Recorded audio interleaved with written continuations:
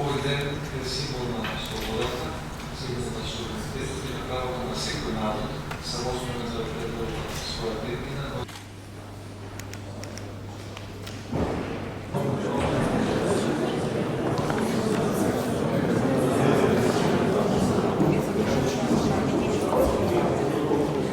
Руската агресија не е само војна против територијата и народот на Украина.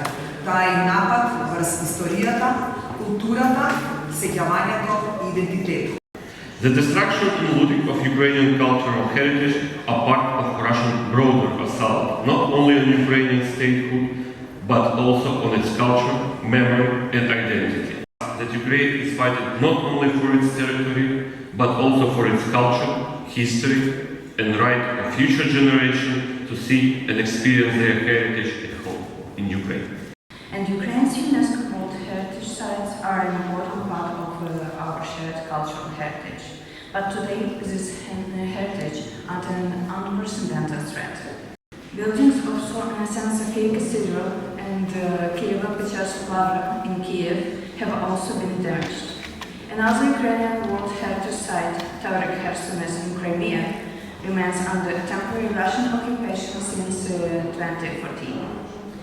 Ukraine wants these places to remain not only photographs in the exhibition. Изминатите години издадени се книги од повеќе познати украински автори, како Винава, преведени на македонски јазик, кои што можат да се најдат во најпознатите македонски издавачки книги. Преводот на овој роман да ја подотвора онаа херојска и трагична страница од украинската историја, која не им е доволно позната на македонските читатели. Тоа што го видов таму, се запознав со многу наши колешки и колеги, најмногу ме допре една констатација. А тоа е дека онаа ознака прес, што ја носиме, знаете, во тешки времења и на деликатни места, таа може да биде покана за убиство, односно да таа може да ви донесе смрт, затоа што медицинскиот персонал и новинарките и новинарите на фронтот се всушност првата мета на пилотите со дронови кои добиваат екстра поени, екстра пари ако убијат некој новинар или медицинско лице.